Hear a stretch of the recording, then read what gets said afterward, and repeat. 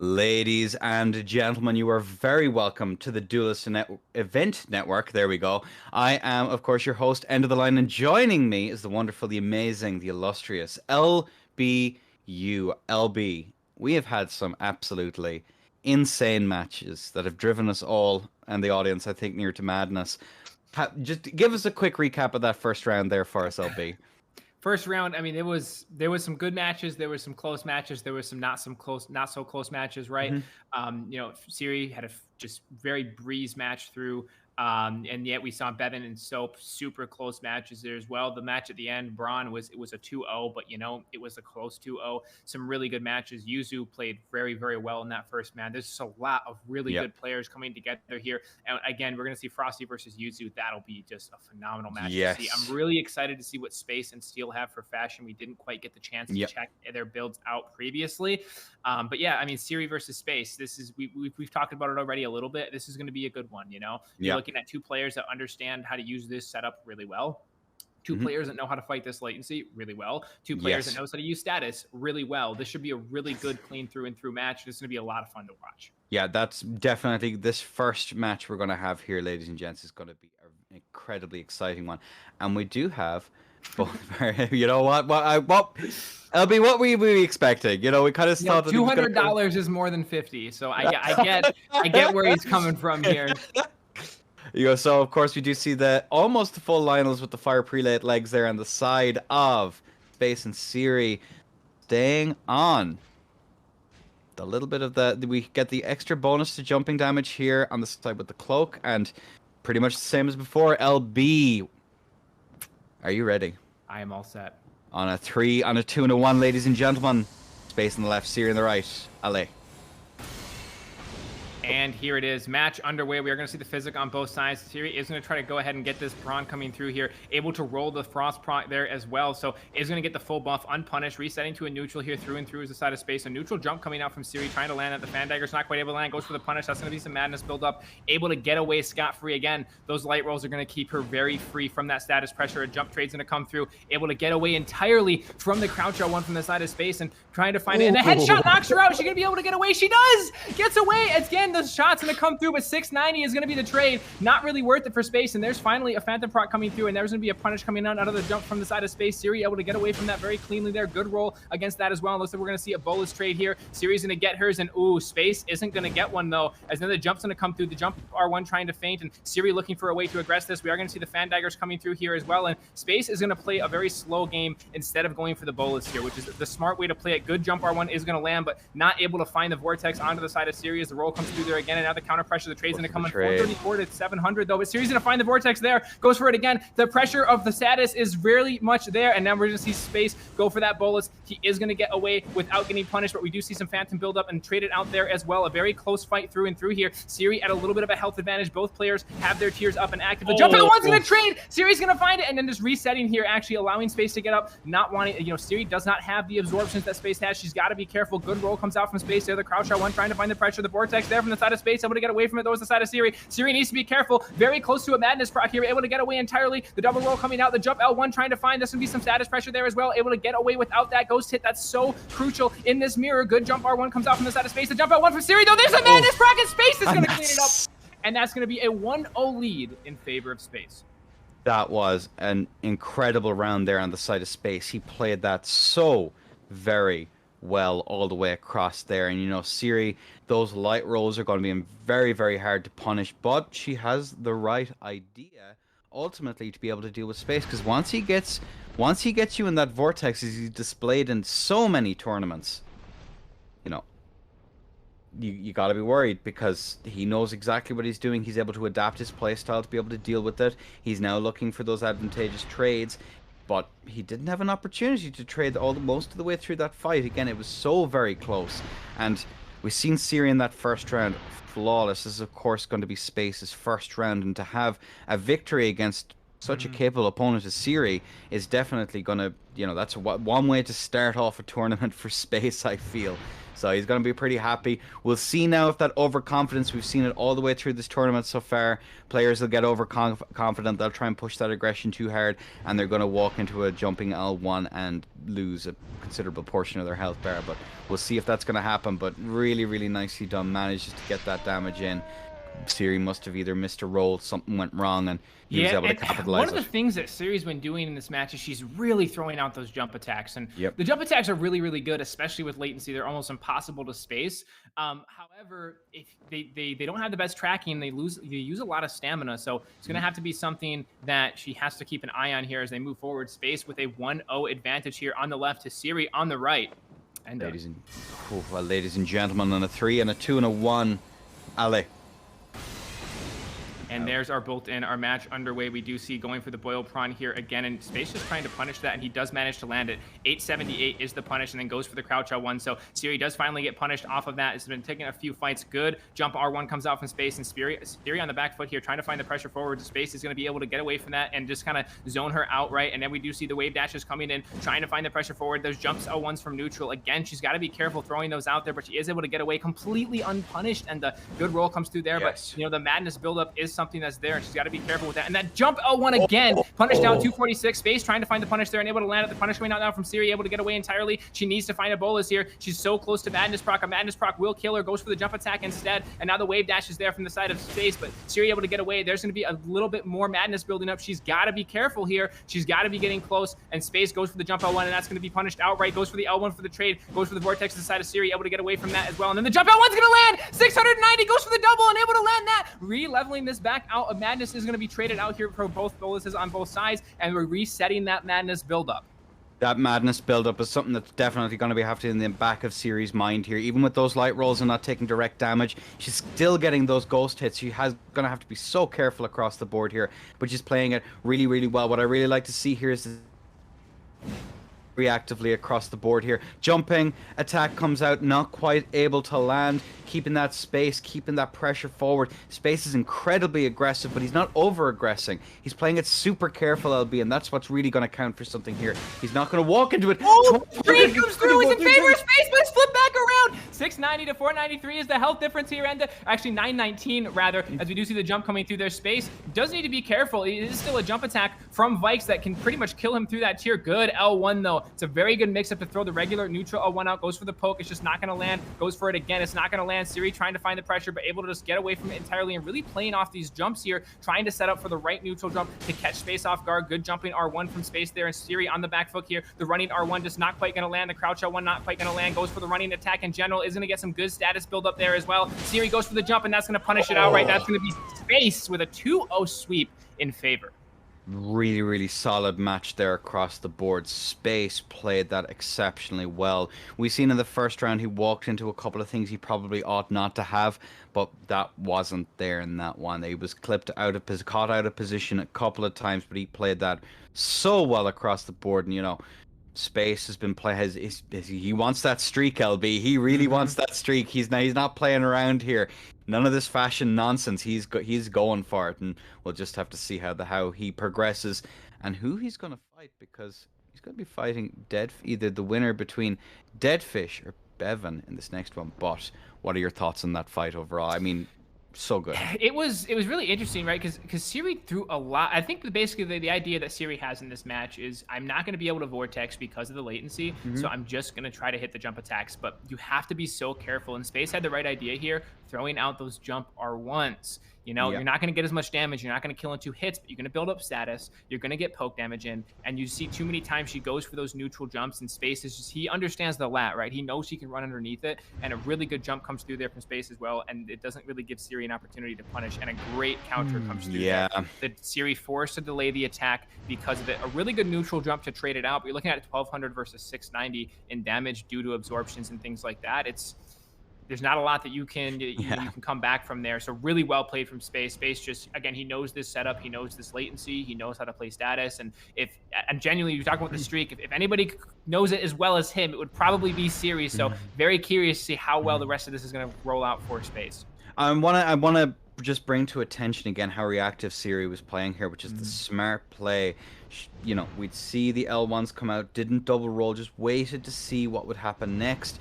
Played it very well, waited for those opportunities to give those bits of damage he was able to get through. Very, very careful play on the side of Siri, but just not careful enough, unfortunately, given the damage differential between these two. And, you know, Space Ranger, except phenomenal player. Given those advantages, he's not going to get too shot. He's going to be, you know, he can take an awful lot more damage across the board, and that makes a huge difference in these matchups. Light roll is strong, but you're still going to take an awful lot more damage, and I'd be curious as to how close to madness all the way through that series was, because I know they managed to reset with the Bolus, and just a beautiful finish there on the side of space. Really, really solid stuff. But how close was she to a madness proc all the way through that? Because I'd say it was on a knife's edge across the board. It was pretty high on both sides, I think. But yeah, and that was one of the things. It's very important to try and keep in mind, however, we do have both of our players in here and ready to go. The EU hat is pretty much put together and ready to go. And of course, Deadfish, our Pumpkinhead here on the near corner, pretty much good to go as we see our contestants, what seems to be powering up here, LB, getting everything set up and ready. But ladies and gentlemen, on a 3, on a 2, on a 1, allez. And here it is. Our match is underway. We do see a flash created out from each one of these players. And Bevan quickly finding some pressure. And, doesn't find the bump on the Boil Prawn, though, and actually just gets traded out with some status pressure from the side of Deadfish. And he knows that. He's going to go ahead and take that bolus and just is like, yeah, I'm gonna just go ahead and eat that one and reset it here. So we do see the jumping R1 there from Bevan. Again, you're seeing a lot of these experienced Great Spheres players opting for that jump R1 in the neutral. It's a very strong neutral because that JL1 is so predictable. Great L1 goes to the Vortex to find the pressure. The neutral jumps going to come out, unable to catch that. The JR1 from neutral coming up inside of Bevan, trying to reset to a bit of a neutral here. We do see the crouch attack, punishing on the bolus there and going for the Vortex. There it is, 376. Goes for the double poke. Very good counter measure, and there it's going to be, finds 13, 12, 16, 88. And this is just a Bevan show all over again here in the back corner, trying to get away. And forces that attack out to get away, but there's Bevan right back in his face. There's the crouch L1, and that's going to finish it out. Is that then? That's the third flawless we've seen. That was a unless a fan dagger landed, but I don't know if you can count that. You know, I think you have to count it for poor Deadfish here. I think that if a fan dagger did land, I would think so. But Bevan's pressure there was absolutely insane all the way across those exchanges. Like, to be able to deal with that at the best of times can be quite difficult, but then having someone who's confidently in your face, not giving up any, you know, maybe this is another one of those examples of a very a cosplay, because that's very much how Steel plays. Staying in on top of someone, giving them no room to move, and just choking them out that through just insane amounts of pressure. And to have the reactability to be able to roll out some of those nasty attacks and come in, and even understanding that he can anti-air if he presses at the right moment. Bevan just understands this inside and out, and an absolutely exceptional display here on his side, and very, very well played. Bevan. Yeah, you mentioned cosplaying the playstyle. I'm not quite sure it's that deep, but you are correct. And I think what it boils down to is that there's one correct way to play the setup, right? And both of these players have that. They understand. You can watch this in that corner when he goes for the bolus, the mix-ups. Right there it is again, that half step behind. You feint out the roll. You use your back to hide the fact that you're attacking, and it's just really, really good blending from Bevan to make those attacks so unpredictable. And Bevan is somebody that focuses a lot on not having a readable pattern. And when somebody starts to figure out the pattern in a duel session and starts to roll it pretty consistently, he's immediately trying to switch up how he's doing it to counteract that. So we're going to see 1-0 in favor of Bevan on the left, Deadfish on the right, and ladies and gentlemen, on a 3, on a 2, on a 1. Allez.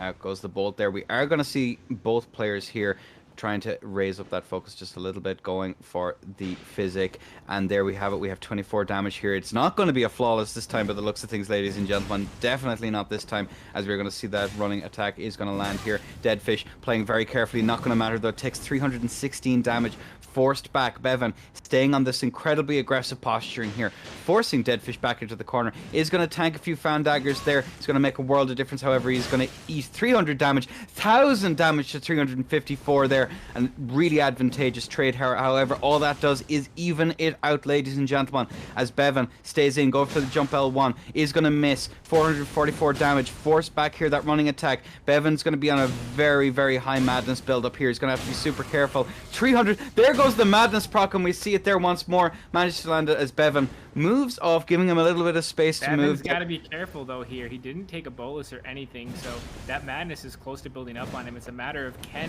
Deadfish find a phantom proc beforehand, and there it's one more phantom proc will likely land the madness, and there it is, the jump attack. Is it enough to kill him? Not quite enough. 568 is the total damage, and now Bevan's reset to a neutral, and he's looking kind of comfortable here, trying to find that crouch attack, going for the jump for the mix-up, the JR1, the delay there, trying to keep the pressure forward, and the Deadfish trying to, oh, the spacing from Bevan! The macro finds it, 107 damage in the counter for the jump, and there it is, Bevan just so clean with that micro spacing. Absolutely exceptional stuff here on the side of Bevan. Again, talking about that very targeted aggression. He'll move off for a moment, giving Deadfish a bit of room to make a mistake, and then immediately pushes on the pressure to try and just keep him on the back foot all the way through. Any attempt that Deadfish gives, Bevan's right back in on top of him to keep up that pressure. Really, really solid stuff on his side, and I have to say, really, really solid match across the board, LB. Absolutely, absolutely. Bevan played really well there, and just that constant aggression, but just that really good bits of micro spacing. A good jump does finally come out from Deadfish, and that's going to be the kind of the turning point for him. He gets a lot of madness build up. He's able to trade this out, but Bevan knows when, you know, we'll see it as we go forward here, knowing that his madness is so high and knowing that Deadfish is too, he knows he has to be aggressive, and he can't afford to, you know, miss any of his reads with that aggression. Really good jump, one behind him, but Deadfish just sees it coming, finds the first poke, goes for the second, and actually I believe goes into the running attack here. There it is, and able to get away from that entirely is Bevan. And then that's what we talked about, that madness starting to get very high, and Bevan's like, yep, I just need to move back in and keep the pressure forward here, because if I don't, I lose the madness outright. And there it is, the madness proc goes in favor. He finds the regular L1, and just from that point forward, Deadfish needs to land that madness. And it was interesting. I was surprised Bevan didn't react to that jump and actually just take a bolus there, because now you're seeing that madness does finally build up for him, and it is pretty rough. I'm curious as to what the thought was behind moving back after that madness proc, LB. That's something I'm very, very curious about. It's just very, very interesting. Very, very interesting. I'm not sure. What do you think the thought process was behind that? Because he had a clear opportunity to keep the pressure up. Was he waiting for that empty jump? Did he miss the bolus? Could that have been what happened in that madness then? 558.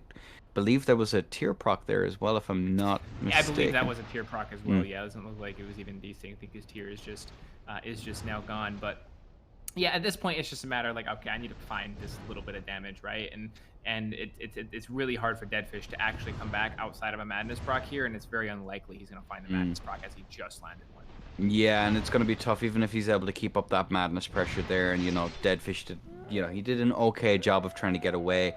Just not good enough. You know, Bevan understood he had the ability to do the anti-air there with the L1. Good stuff there from Bevan. Really exciting match. Can't wait for this next round, LB. This is going to be a super exciting one, because we have Yuzu versus Frosty, if I'm not mistaken. This should be that's going to be an interesting one. Absolutely, absolutely. Again, this should just be a lot of fun to watch. You know, those counter jumps from the side of Frosty are definitely going to be something to look at there. Frosty and Yuzu looks like they are both in their role, ready to go. Yeah, we have the lantern on for Frosty, the lion here. Looks like he's all set and ready. Again, that attention to detail is absolutely huge there. Yeah, looks like all of our contestants are in, and we are ready to go. And then ready to go. My stunt double is at the ready, ladies and gentlemen, on a 3, on a 2, on a 1, alley. As the bolt is out, ladies and gents, we are going to see both players here going for the physic. We are going to see the prawns come out as well, and the aromatic is going to come out on the side of Frosty. He is going to be let, however, the bubble will be popped here, going for what I believe the pot there to try and give himself a little bit more zoning here. He does not want Yuzu to get the advantage here, as he's kind of forced back here as the side of Frosty, trying to find a way here, trying to find those moments to get in is the side of both of these players here. Both of them are incredibly reactive players. They both have the ability to roll here, and it's showing here. No damage. I don't believe any major damage has been dealt, although I spoke too soon, as Yuzu takes a small amount of damage there, forcing the roll here on the side of Frosty. Frosty keeping in close. 310 damage. Seems the roles have reversed, LB. You know, I talked about it was Frosty who's going to be the one who's going to be forced back Oh, and try good for counter jump from Yuzu there, and 650. just immediately takes the bolus, but doesn't get punished for it. 658.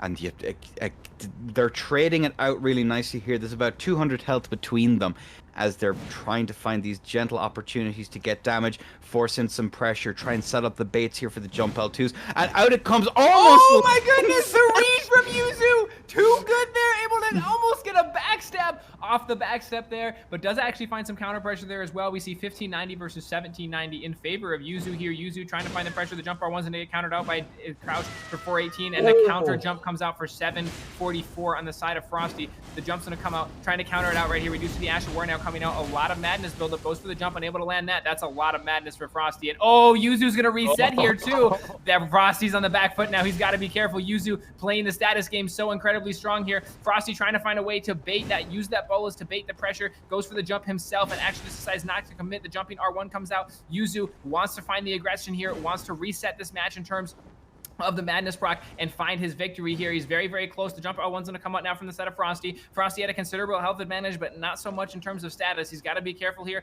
Good neutral jumps come out, chaining them together. The jump R1 coming out from the side of Yuzu. The roll, or sorry, Frosty. The roll now out from Yuzu here. The JL1 from the side of Yuzu, traded out by Frosty here, resetting back and forth there. And we do see just a lot of pressure now built up. Good jump comes out from Yuzu, but he delays the attack just a little bit too long. As the jump R1's now going to come out from Frosty, zoning Yuzu back in the corner. The JR1's there, trying to find the roll catch there. Is now the side. Ooh, good anti-air comes out 410, and he keeps going with this R1 to try to find the difference. And there's the jump attack, and Frosty's gonna fall. It's gonna be a Yuzu in a 1-0 lead.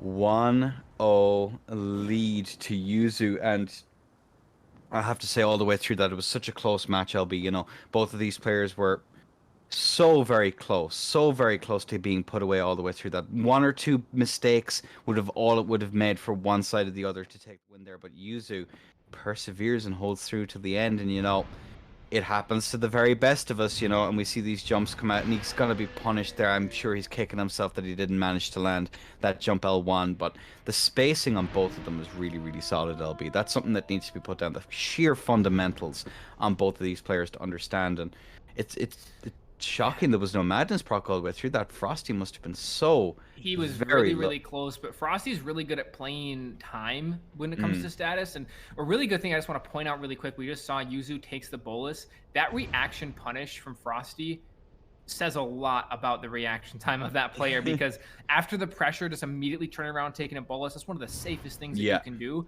And Frosty's just like, okay, I'm just going to immediately counter. Great read from Yuzu there, and unfortunately does not find any damage off of it, just status pressure, but really good read to see that backstep's going to come out, and nearly finds a backstab off of it as well. And would have been a huge opportunity there as well with the follow-up after, you know, the backstep into the backstab attempt that Yuzu went for Frosty to get some good damage in, and he just missed it just by a hair's breadth, got a little bit spooked with that whiff, so I'm lucky, I'm just going to move out, I'm not going to take that risk, and very, very reserved play here on the side of Frosty. These counter jumps from Frosty too, baits the vortex to, you know, bait the neutral jump and punish it out with a jump of his own. So really good play there. I'm going to be excited to see in this next round as we have both of our contestants in. Ladies and gentlemen, on a 3, on a 2, on a 1, LA. There is our beam in, our match underway. The flasks coming out from both players here. We do see the boiled prawn traded out on both sides, and now the daggers coming out now from Yuzu, trying to punish out from Frosty here. Frosty dropping the bomb, not taking and not giving too much damage, taking just a sliver as he's looking to reset this here, really using those bombs and back over to the single bike. So really interesting play. The JR1 coming out now from the side of Yuzu, trying to find that pressure in neutral. Good little neutral skip comes out there, and Frosty just, you see him playing, he's playing this like his thrusting sword ender. He's moving in and out, he's jumping up and down, he's waiting for that to happen. As you do see the JL1 coming out there, Frosty trying to find a way to punish that. Yuzu with the neutral R1, really good attempt for anti-air. The jump to connect though, 329 there from the side of Frosty. Yuzu now a little on the back foot, but able to pull it right back immediately. The jump R1 now coming out, jump coming in for Frosty, that's gonna land 658. The counter's gonna come up, but the crouch is there from the side of Frosty. 2 L1s coming in. The madness is so in favor of Frosty here. Yuzu needs to find a bolus, and he is gonna find it just right there. So we're going to reset to a bit of a neutral here. Good jump from Yuzu. Frosty looking to punish that one out. The jump R1, the delay comes out, but the crouch is right there from the side of Yuzu. Ooh, nearly finds the roll catch there as well. Good punish, though. Finally punishing those empty jumps from Frosty. That's something Frosty is very well known for, is his utilization of the empty jumps, and Yuzu finally starting to punish that there. They do see a crouch R1 coming in. Good read for the counter aggression. Goes for another, unable to land that. Do see the jump down coming in. Related to L1. Managed to land 736. Jump comes out in neutral. 744 is going to trade. Goes for the double jump. Unable to land that. Goes for the triple. Nearly landed as well as the R1. That's going to be a madness. Rocket Frosty's going to fall. That's going to be Yuzu taking a 2-0 sweep.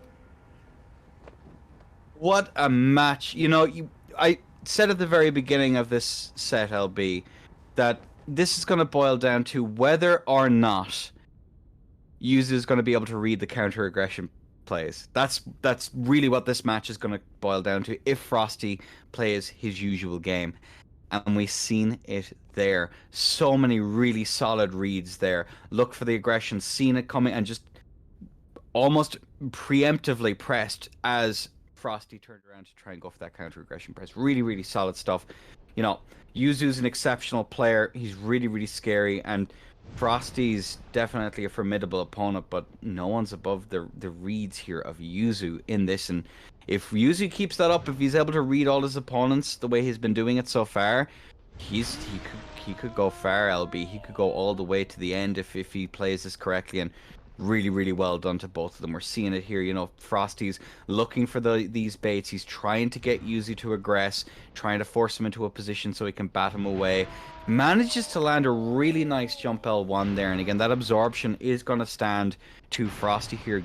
Managed to get a minor vortex. We have really high madness build up here on the side of Yuzu, forcing him back, but just not enough. And it's going to be the madness ultimately that gets Frosty there at the end. And that's just how it goes. And really, really well played to both of our contestants. So good stuff. Yeah, really good plays there, just through and through. And again, you know, you talk about the how low Yuzu is by the time he finally lands damage to Frosty. He's able to pull it back around. Frosty, again, very read heavy with his jumps. There's a neutral jump. Yuzu finally punishes it out. And from this point forward, Yuzu pretty much has him downloaded in the match, right? Frosty, the one thing that he did do is at the very end with the triple jump, was able to throw Yuzu off there. And Yuzu nearly got caught for it, but fortunately, jumps take so much stamina on these weapons. And just a great read there to know he's going to go for the turnaround, goes for the roll catch. Spike's just a little too short there, and then setting up for that jump, goes for the delay, catches it. Really good play from Yuzu there. That's some straight sword play coming out. You see him, he tries to find the poke, and then the second jump comes out, he rolls away from it, and immediately tries to punish, and there's that third jump. So really good reaction from Yuzu to get away from it, and just knows that he's so low on stamina that that's going to be the victory right there. That, you know, the tier pop coming through there, Madness is just going to skip that entirely. So just really clean play from Yuzu. Again, the reactive play style of Yuzu is just so strong.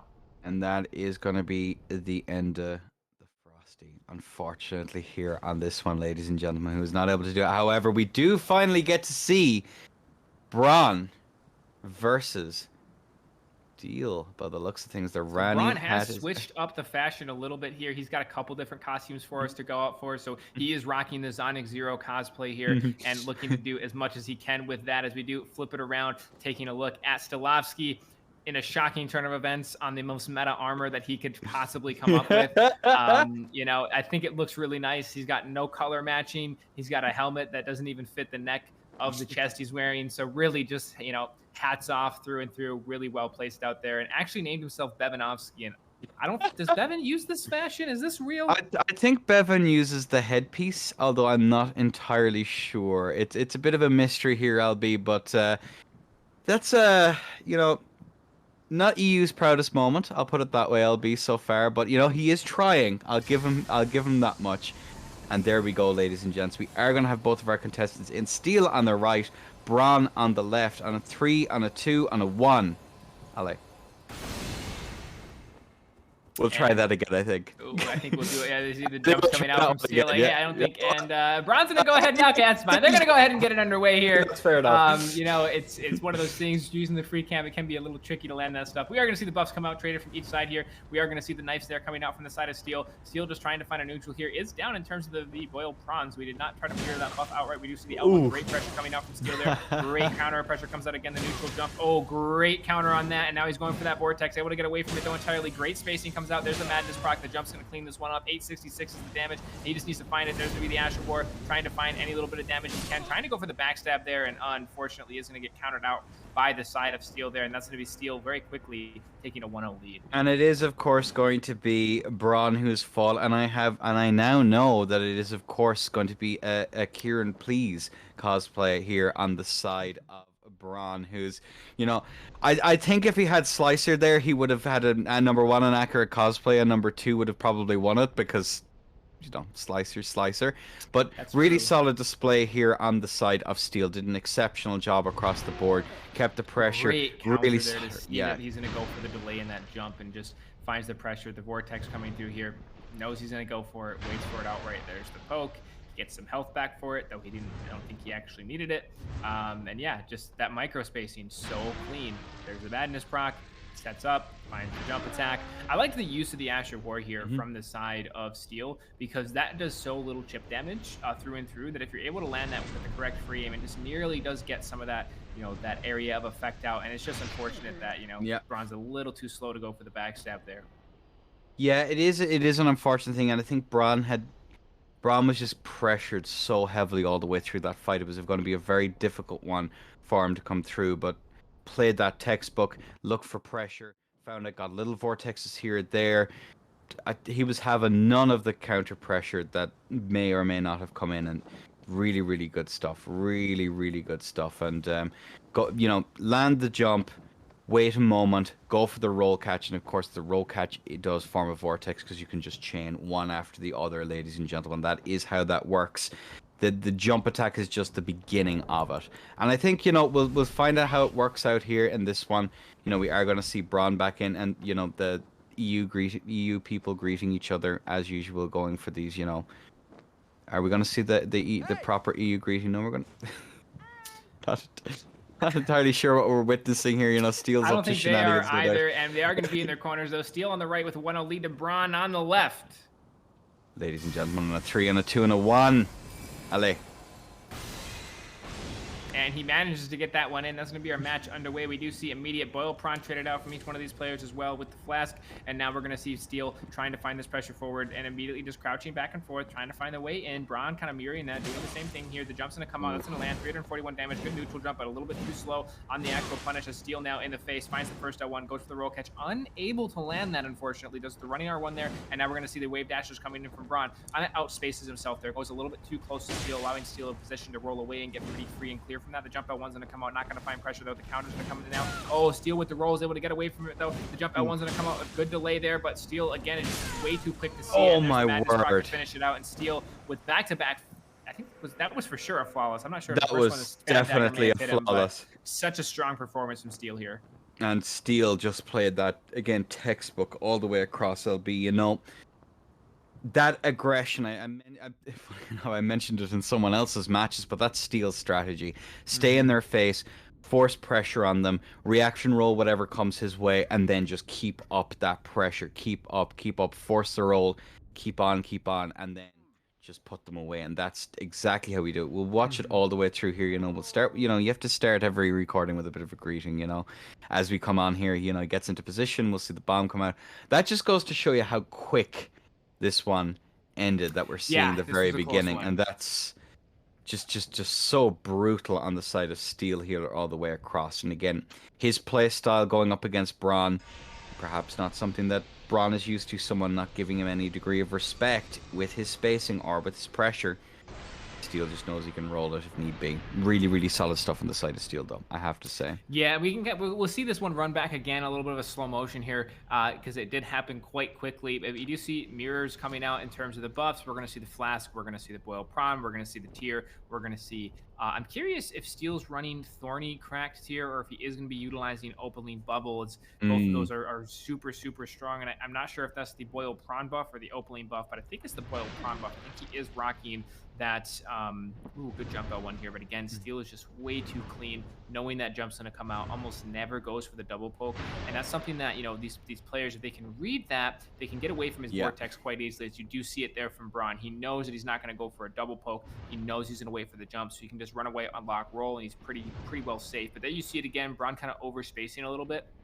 What I mean by that is he's running too close. He gets too Yeah. close to Steel, gets behind him, Steel rolls the opposite direction. Again, unlocked roll and roll away is very safe against these types of weapons if you're in the right position. Steel knows that positioning. And you see it here again. Steel finds the way to get around, but Braun able to counteract it a little bit, but Oh, Steel that just so clean spacing. on that space. There's the jump coming out again. The delay not going to catch Steel, instead going to get punished out for. I think it's a Madness proc here that kills him, if I'm not mistaken. And there it is. Yep. Oh. Just super, super unfortunate here for Braun that he was caught just not able to find a way to counter pressure effectively. That's such a huge thing in these matches, is finding those opportunities to go, no, you are going to respect my space. But unfortunately, Braun just didn't give him a reason to all the way across, as we are going to move on now, ladies and gentlemen, for another very exciting fight, LB.